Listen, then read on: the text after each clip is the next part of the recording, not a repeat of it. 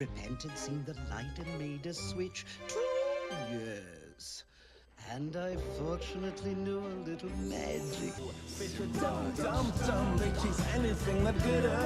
A good story must have a good plot, and a good plot consists of good problems that the main character must undergo. A good challenge to build up the role of protagonist is by having a good antagonist and conflicts that he may have to cast on the main character. A viewer will consider that the movie deserves a thumbs up if there is a very intense and dramatic plot in which the leading character will surpass and succeed, ending up being heroic. Disney have produced remarkable movies like Snow White and the Seven Dwarfs, Little Mermaid, Tangled, Mulan, Lion King, 101 Dalmatians, and Aladdin, to name a few. They had great challenges because, of course, these leading characters encountered dominant villains. These movies had unforgettable leading characters because of their story was plotted. And of course, through their journey, these main villains mold them to their greatest ability.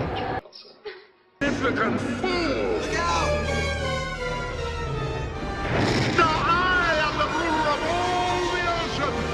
The waves obey my every whim.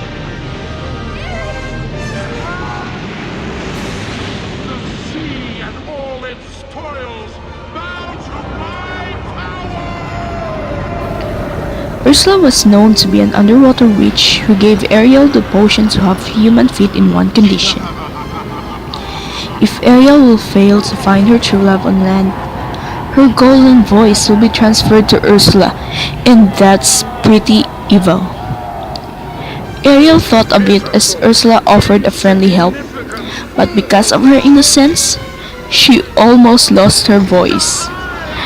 Ursula looks very wicked with her black lips. Her eyes were horrifying, and also her voice. You can really distinguish that she is a villain. However, on Shiny Lobster of Moana, he didn't look very horrifying even though he sounds bad, but still the younger viewers cannot easily decide whether that character is an enemy. The intensity of evilness was lacking on this villain, as if he was just a mere challenge in building up the role of Moana and Maui.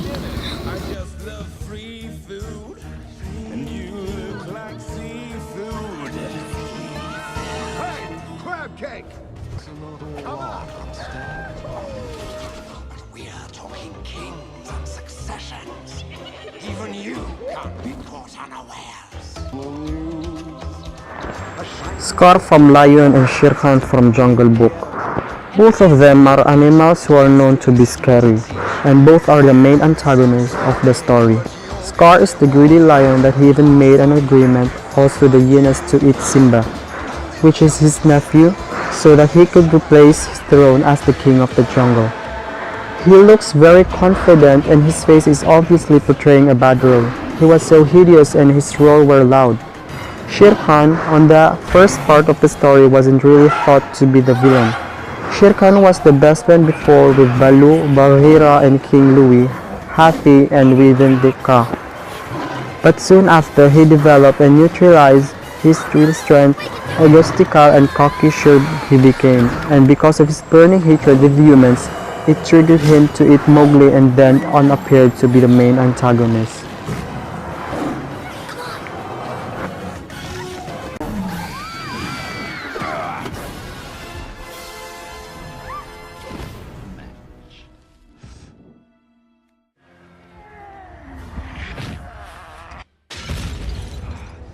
Hades has that magical power which made Meg become his slave. Hercules was really into Meg, so Hades made an agreement to her that she should seduce Hercules and bring him to Hades in exchange for freedom. The underworld god wants to kill Hercules, and that's very evil. In addition to the evilness of Hades, is his black outfit and his scary eyes and voice.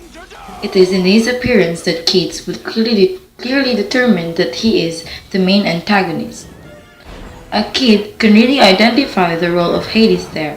However, Prince Hans was found to be an enemy in the twist of the plot.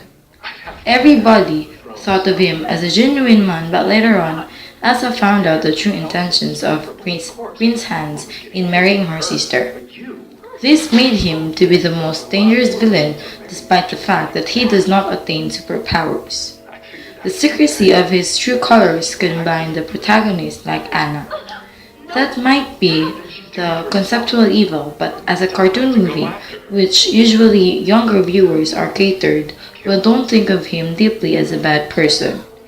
He didn't have that monstrous appearance that also explains why he was not a good villain. He could have that scary and manly voice to be able for the audiences to differentiate him as a villain.